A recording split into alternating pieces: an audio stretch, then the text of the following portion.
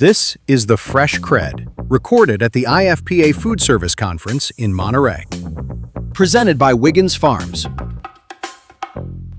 with support from IFPA and SunFed. Fresh perspectives, meaningful conversations, and the people shaping the future of produce and food service.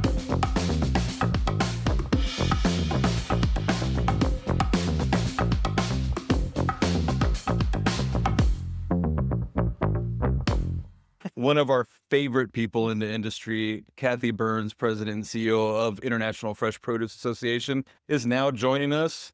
Ed, thanks for having me. This is kind of an annual tradition for us now. So I look forward to it. Let's keep it going. Exactly. Okay. What's the response so far on the show? I mean, I'm not sure. I didn't ask if you have the stats yet as far as attendees, exhibitors. Share if you like. If not, we'll wait for the release. Yeah, happy to share. I don't have all the details. I know the buyer to exhibitor ratio is 1-to-1, which was fabulous. I've been on the show floor all day, and exhibitors were really pleased with the buyers they were able to connect with, both nurturing relationships that they've had over the years, but also having some new relationships getting established. So we've had some new operators here. Obviously, the K-12 school food service has been a huge hit.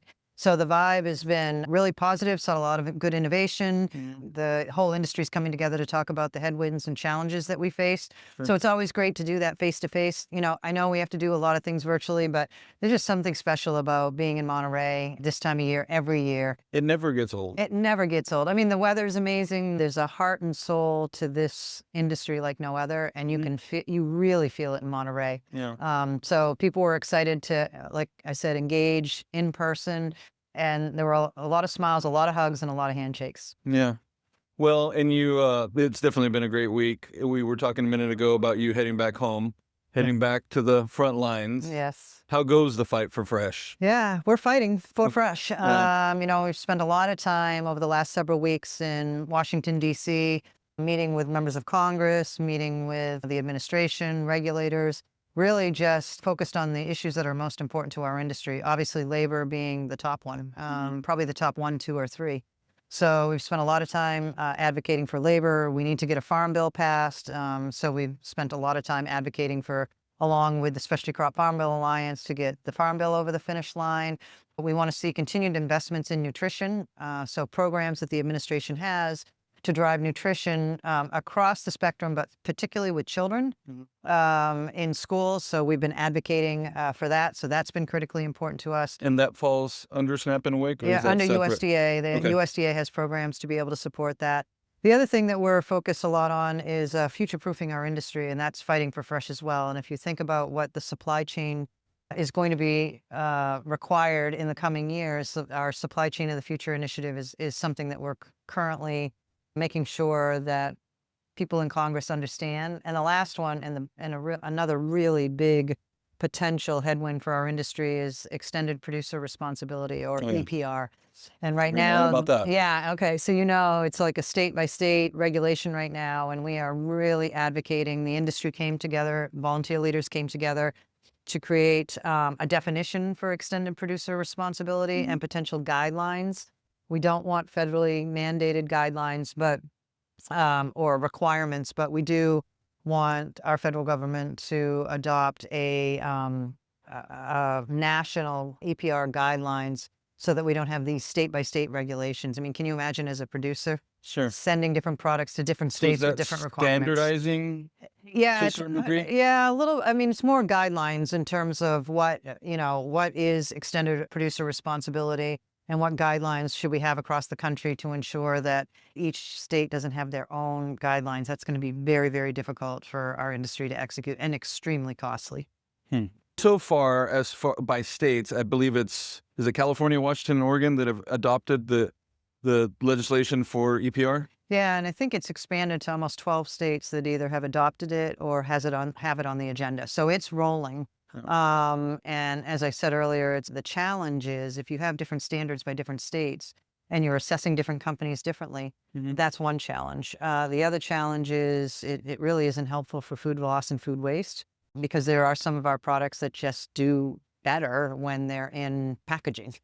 The third issue is that as an industry, we've spent a lot of time investing in innovation to get the right packaging that's, compostable and making sure that it's the right thing to do to support sustainability.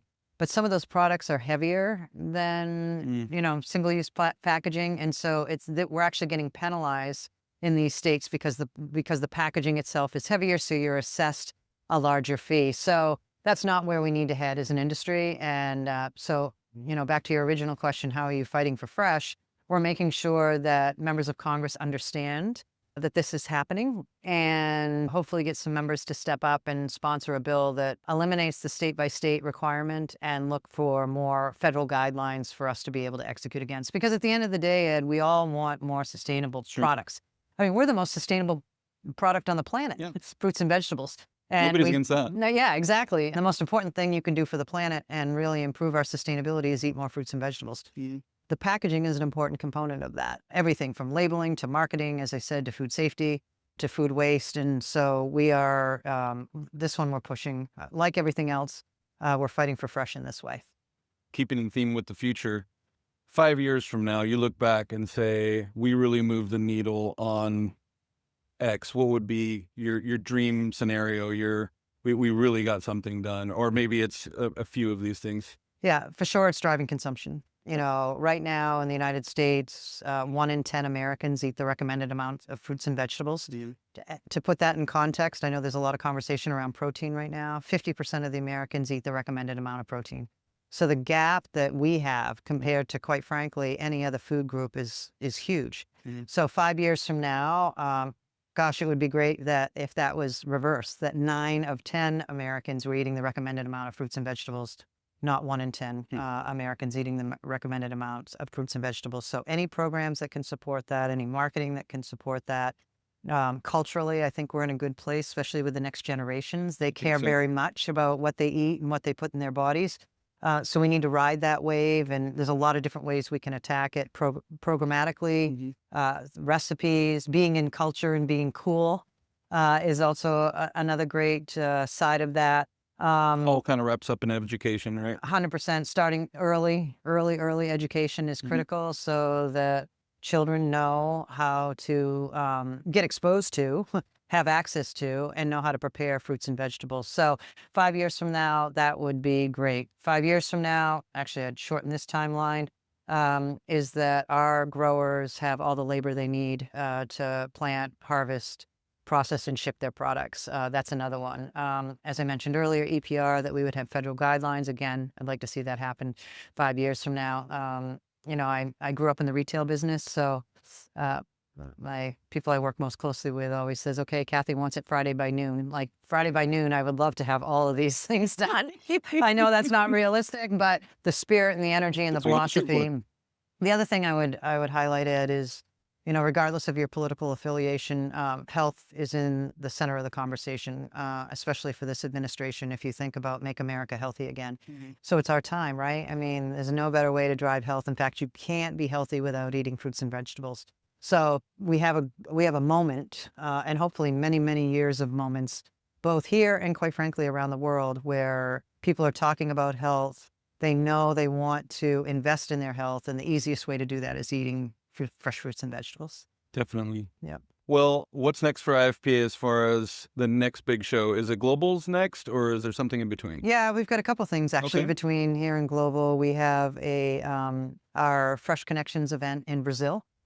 So we have a huge event in Brazil. It's probably 3,000 or 4,000 attendees in Brazil. Yeah, that show has grown exponentially. We have an executive leadership summit that's taking place in Hong Kong alongside Fruit Logistica's Asia Fruit Logistica event. And then we have the Global Show in October in Orlando. And what we're so excited about this year, and I've been receiving this feedback for a while, but it's like turning the Queen Mary, is that we actually have the Global Show off the weekend.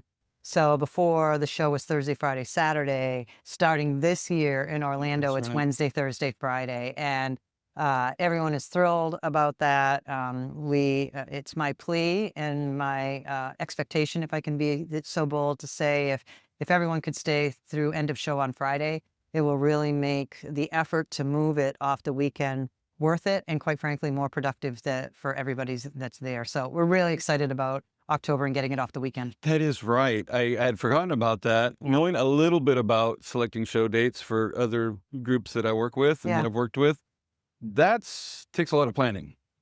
How long ago did you start thinking about this? Well, we thought about execute? it. Yeah, that's a good point. We thought about it a long time ago, but the show of our size, we were booked out to 2035. So even though you can say you want to move it off the weekend, it's not like a flip of a switch and you're able to do that. It can be 5 years from now. before you can do it. Exactly. So props to our team, to the staff, did an incredible job, because it's not necessarily just the convention center, although that's really important. We need the convention center for 12 days to execute against a 3.5-day show. It's the hotel infrastructure. So just to give you a sense of size and scale, when we're in Anaheim, we have room blocks in 42 hotels. 42. So think about that, 42 contracts. And what's most important, why it's so important to make sure that those contracts stay intact and that we renegotiated all those for Orlando, is because we don't want our members to come into town and pay 2-3x a room rate price had we not had a contract in place. So there's a whole bunch of infrastructure behind the scenes. I know it sounds easy, like just move it. Yeah, it's pretty dynamic to be able to do that. Exactly. Trust me, everybody wants to be off the weekend, and I'm really, really excited that we were able to do that. I think it's going to be positive, frankly. I think so too. It's almost urban legend that, folks need to be in the office and they don't want, they have to go on a Saturday because they can't be, especially a show of this size. People will make the accommodation. Yeah, I think to be there. What we've really noticed and impacted all of us is, in a post-COVID world, you can work from anywhere, anytime.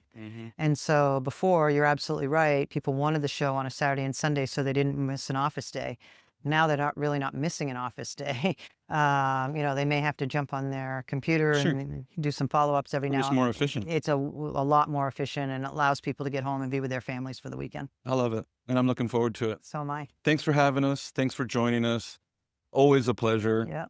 Can't wait to see you again, and good luck in Brazil. Great. Thank you so much. Thanks, And Cathy. thanks for covering us. It really means a lot to us. Not at all, our pleasure. Great partnership. Thank you. You heard it here, folks. We're wrapping up the International Fresh Produce Association, the Food Service Conference. Thanks for watching, and we'll see you again soon.